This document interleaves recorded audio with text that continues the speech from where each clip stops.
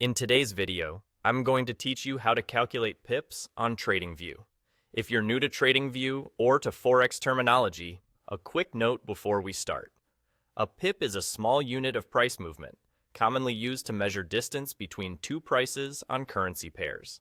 Knowing how to quickly read pip distance on your chart helps you evaluate entries, exits, and risk with confidence.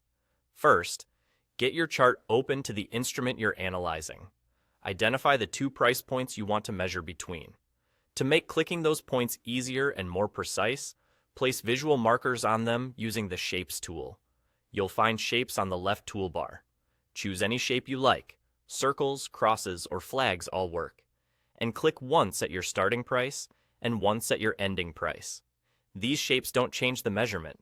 They simply make it easier to target the exact spots you care about.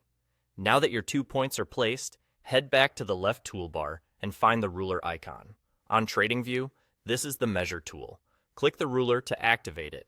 With the tool active, click exactly on your first point, then click on your second point. As soon as you do, TradingView will draw a measurement line between those two clicks and display a small floating dialog box near your cursor. In that dialog box, you'll see a few numbers. The first value is the one we care about here. That is the pip value for the distance between your 2 points. That first number represents how many pips the price moved from the first click to the second click.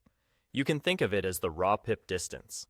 The box may also show additional information like percentage change or time elapsed, but for this task, just look at the first number. If you need a cleaner readout, zoom in a little before clicking so you can hit your shapes precisely. If you misclick, press Escape or click once more to exit the tool and try again.